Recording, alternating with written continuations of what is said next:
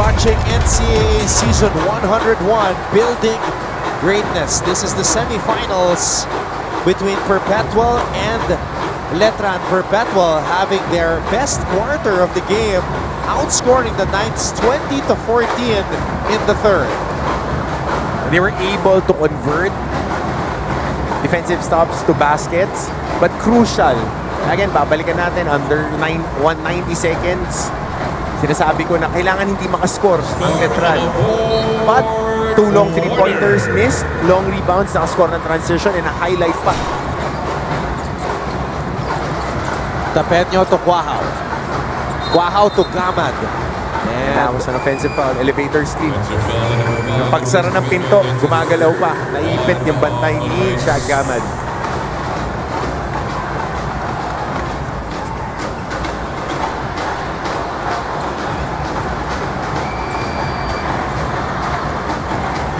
Duremdes. Duremdes gets it to Abis. Abis with a finger roll. Too strong. Tapeño with the board.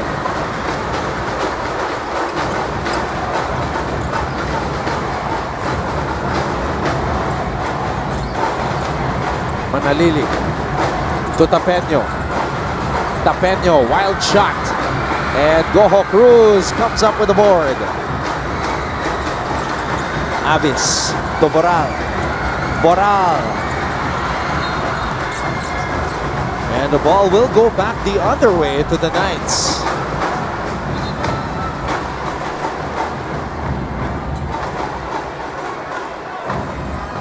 Coach Olsen asking for a review. This was all for the coach's challenge. So they use the challenge, as Abis seemed sure na ang huling nakahawak ay isang Letranista. Tignan natin dito. Yeah, it's either him or Tapeño based on that replay.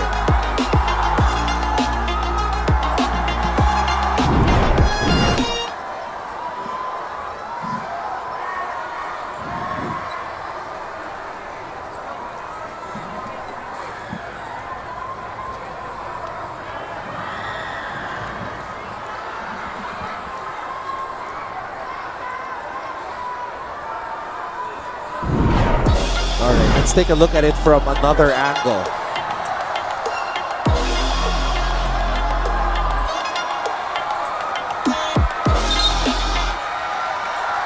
So it's a successful challenge for the Altas. Ball possession for the Perpetual Altas.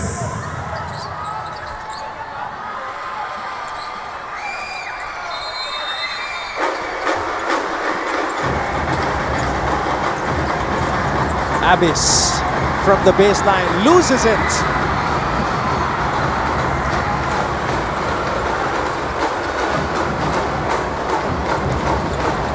Manalili to Santos.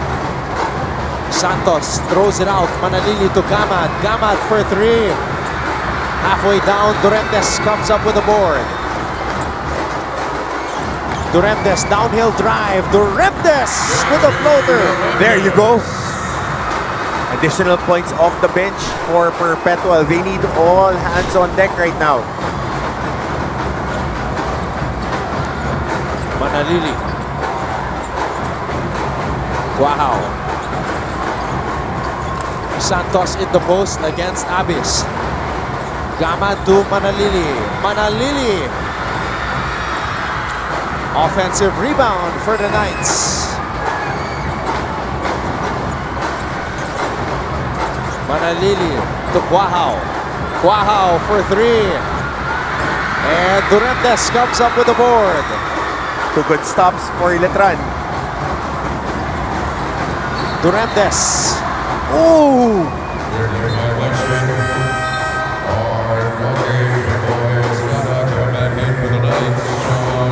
Crucial turnover right there. Makibalita muna tayo kay Bianca Tagarda. Anton and Coach Hammer, despite a dominating first half, Coach Alan Ricardo reminds his players na hindi pa tapos ang laban after that 11-0 run by the Perpetual Altas. Para sa kanila, they need to maximize their offensive rebounds at mas maging maingat sa bawat ball possession on both ends of the court. Compared to their first half where everyone is contributing, this second half, what the Knights need is more efforts and hustles for the ball. Now, Anton and Coach Hammer, what went wrong with the Knights in the past quarter? Well, what went wrong was they couldn't stop Patrick Sleet, who went on a rampage. The big reason why Perpetual outscored the Knights in that third period. Manalili! Oh, Manalili is asking for a substitution. I think he's cramping right now after that spin. Manalili has played 28 minutes in this game. Patrick Sleet getting ready to check back in this game. Abyss. Oh, sorry miss by Abyss. That's his shot. That would have cut the Letran lead down to 6. Abyss with a career high 18 points today.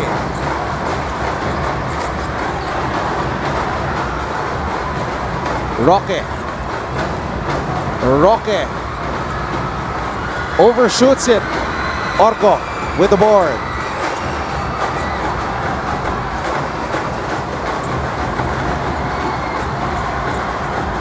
Casinillo to Boral. Boral on the drive. JP Boral. And that's where they have been very successful attacking that defense in the gut. Kailangan di na sila mag-veer away doon. They have to put more pressure on the shot blockers ng Letran. Manalili. Tapeño on the move. Estrada, mid-range. Favorite shot. Bank is open for Jimboy Estrada. Estrada making it look easy. Casinillo. Orgo. Duremdes. Stolen away. Estrada to Roque. Roque takes off. And Coach Olsen Racela is asking for a traveling violation.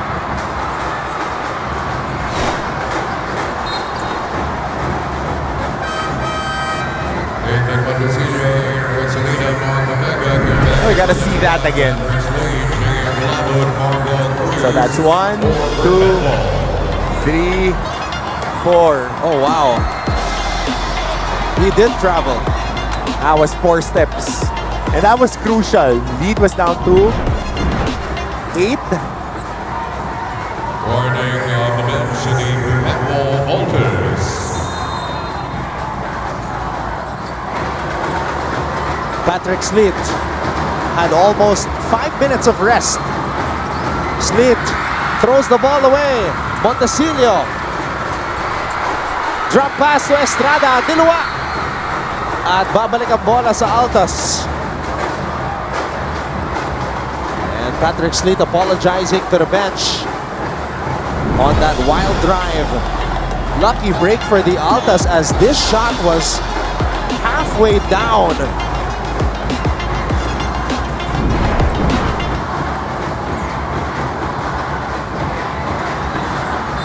Sleet.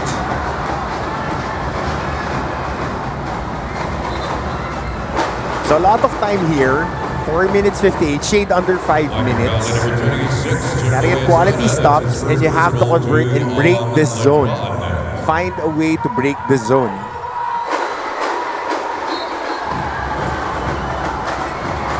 Orgo.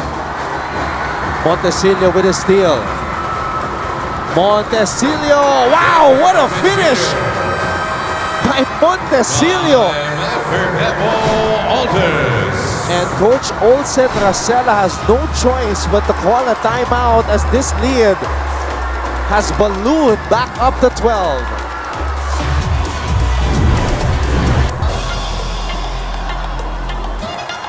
What a tough finish right here by Montecillo.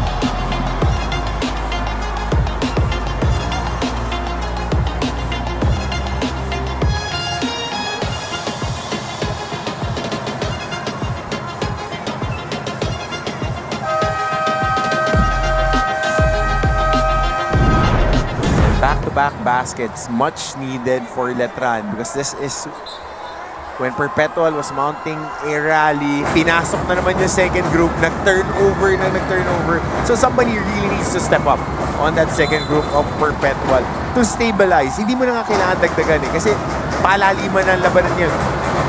Buy time for the starters to get their bearings back.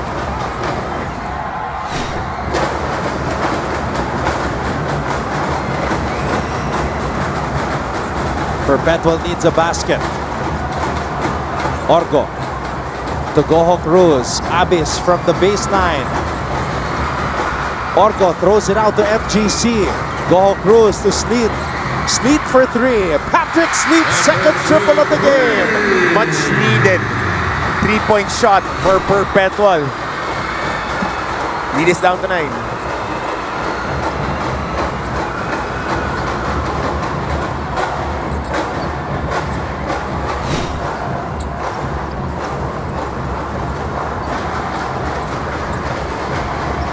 Montecillo. Omega on the roll. Omega kicks it out to Estrada. Estrada wants that space to operate. Estrada on the fadeaway. Oh, Omega and Tolabot battling for the rebound.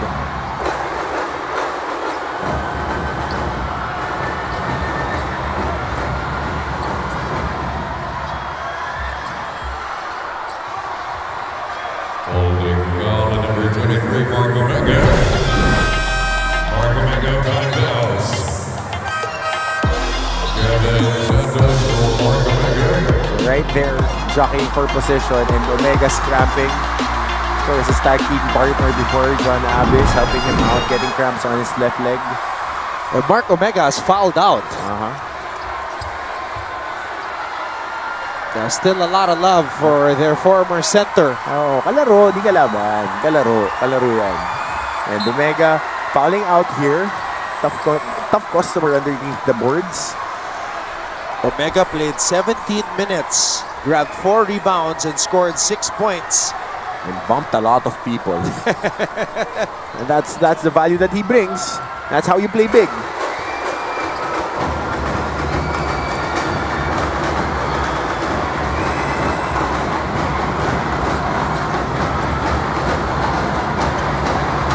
Sleet. Does Perpetual have one last run in them? Sleet to Abyss. Back to Sleet. Goho Cruz for 3.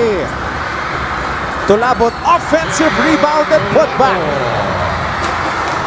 And now attacking the offensive boards in the second half as the Perpetual Altas. They've been given opportunities to shoot from the outside, but now they're attacking on the offensive rebounds. Gotta see the numbers here in the second half.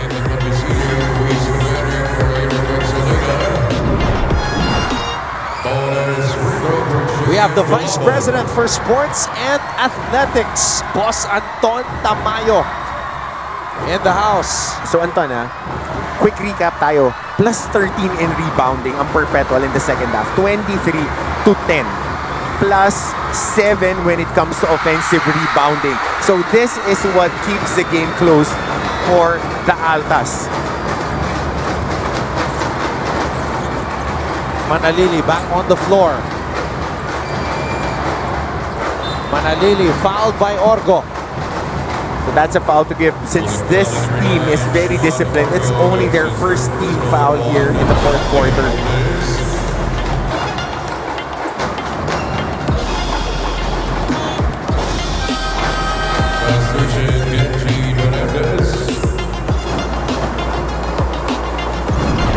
Duremdes back on the floor for Goho Cruz. So MGCB taking care of on the bench. He's experiencing cramps right now. Big And stop. Goho Cruz has not scored since the first half. All his 9 points were scored in the first half. Orgo. Orgo on a runner. Too strong. Abyss offensive rebound. And John Abyss just crashing that party, getting rebounds John Avis with a 20-piece. Career high for John. Perpetual down by 4. Estrada, step back for 3. Chip boy, Estrada. That boy, clutch. And he stepped up big time here in the playoffs, and that's why he was brought here for big games. Sleet penetrates, and he's fouled. How about this? First one was that offensive rebound. Dalawa pa yung pinitasan ng bola dito. Ni John Avis. And then on the ensuing play, he's calling his own number. Familiar step to the side, pull up three-pointer. You know that when he clutches and pulls back that ball with the left hand, he would pull up. Pistols are out, guns are out. Big shot for John Estrada. Sleet good on the first free throw. Faithful coming all the way from Las Piñas para suportahan ang kanilang koponan.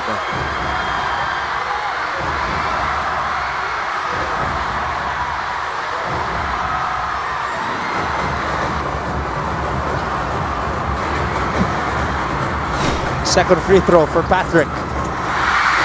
2 for 2. Both Patrick Sleet and Avis have scored 20 points each. Sleet with 21. Avis with 20. Bola na kay Estrada. Estrada kontra Goho Cruz. Estrada pulls up for 3. Perpetual gets the stop. Sleet. Goho Cruz from the corner. Short. Goho Cruz still can't find the basket. But that was a good shot. Clean shot off that dribble drive. They'll take it. Goho Cruz has gone ice cold here in the second half. Haba din ang pahinga niya, Anton, after committing his third foul. Manalili to Santos. Santos from the free throw line. No go. Sleet with the board. Goho Cruz looking for a friend. 2 shots. 2 shots plus time clock stop. And if you're Perpetual, you should attack Jonathan Manalili because he's already dealing with cramps on that left leg. Kaso ito rin si MGC, may cramps sa right leg naman. Kaya siya nilabas kanina. So, we'll see. But you have to key on guys right now. Who are your points of attack? Who are the people that you can rely on, especially in the end game? Now it's possession for possession, 80 seconds.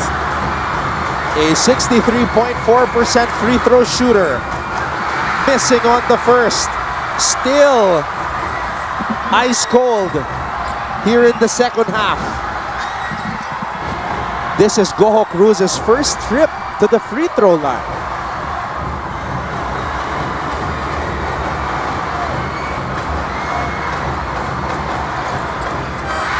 Six the second. Lead back down to 4. So 4 small right now, tatlong shooter, isang big guy na rebounder, and Moses Manalili setting up the table for Letran. On the flip side, it's Avis, Cruz, Tolabot who's playing well today, and Sleet. That's the 5 for Perpetual. Manalili. The switch comes. Manalili to Santos. Santos with a jumper short. Perpetual gets another stop. Under a minute to play. Well, the number 1 defensive team ang Perpetual Alta, so they can bank on that defense and their discipline. But now they need to engage and connect here on offense. Sleet drives baseline, throws it out to Goho Cruz. 7 on the shot clock. Goho Cruz to Avis. Avis changed his mind. Avis changed his mind. Sleet diving for the ball. And possession will remain with Perpetual. So fresh 22. Ganito libre na. Akala ko titira na. And Tolabot was not ready. He was rolling to the basket, getting ready to rebound. Patrick Sleet sacrificing his body as he dove for that loose ball.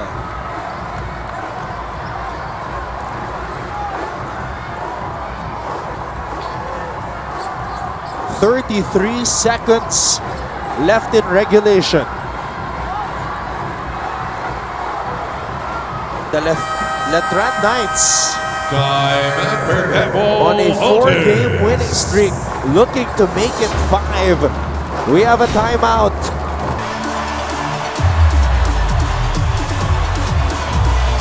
Perpetual has possession.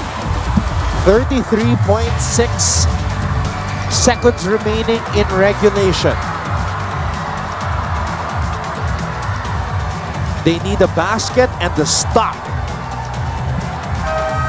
Should they get those two things, they will have a chance. So first things first, Anton, 11-second differential. You're not yet in the penalty. You don't want to foul. If we understand Coach Olsen, if you're a coach, you want to get a quick 2. You don't want to foul before the ball is inbounded because under FIBA rules, it's a technical plus ball possession. You want to play honest. You want to try to poke for the ball. But first things first, you want to get a quick conversion here. You're playing the possession game 2 for 1. That's what you want. And find the best available shot. Get the cleanest available.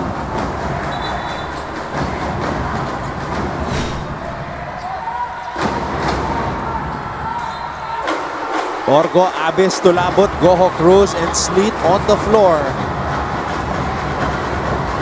That's the 5 for Coach Olsen Rasela. Sleet with 21 points today. Abis with a career-high 20 points. Orgo. Oh! No. And that just hurts. And good communication by the Letran defense. That was off a timeout with your point guard being the trigger man. No free passes. No pressure release. Great defense by the Letran Knights. And the Letran faithful chanting, Uwi Ana. They will have possession of the basketball on the other side of this break.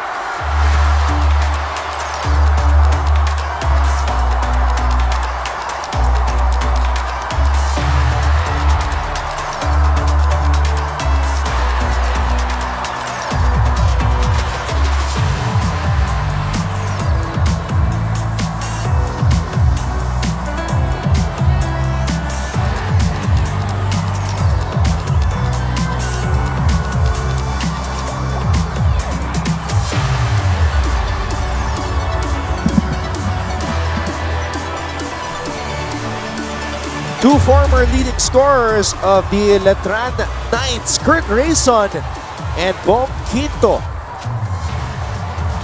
Bong Quinto, a champion on the collegiate level and on the professional level as well.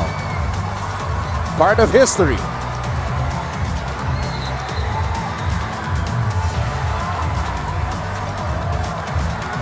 And just a painful error by Perpetual. But you gotta give credit where credit is due. Ready rin itong si Coach Allen doon sa baseline inbound. Dahil tinanggal niya yung mga pinakamadaling pasa. Yun talaga yung pinaka-importante. Get a clean pass and a clean shot. You remove those options, ganun ang mangyayari. Lalo na precarious yung position na nasa ilalim ka ng ring. Mahirap yung ganung inbound.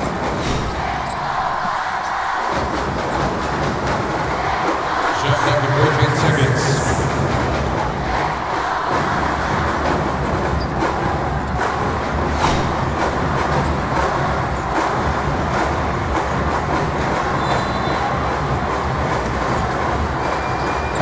Manalili to Roque. Letran is going to milk the clock. And they fouled Manalili. And two more fouls before they get into penalty. Number 19, Cruz, it's his personal two on the Coach Alan Ricardo, first semifinals game as the head coach of the Letran Knights. Santos. Guahao. Are they going to foul? They finally do. Holding foul on number 9, John Orgo hits his full personal game foul number 3.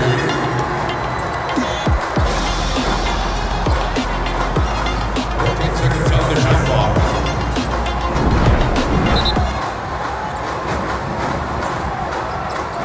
They still have one more foul to give.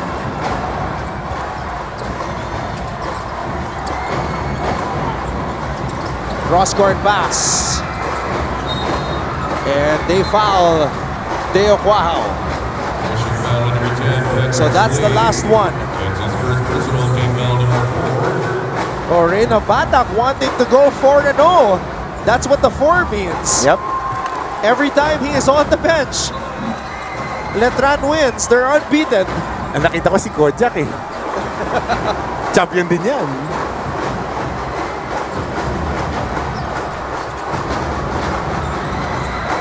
Estrada fouled and Jimboy will shoot 2 free throws. Foul on number 10, Maverick Slade. There is the penalty. It's his second personal.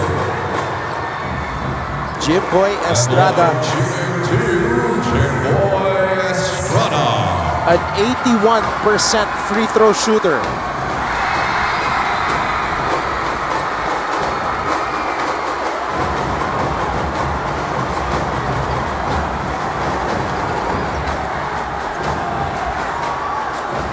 Estrada today, 13 points. Or make that 14 points for Jimboy. And he is the guy here in the second half that provided the punches for Letran when Perpetual was getting there, down by 4 na lang, and then he was able to knock down a 3. Slit for 3, short. Orgo. And the Knights are going to take game 1 here in the semifinals.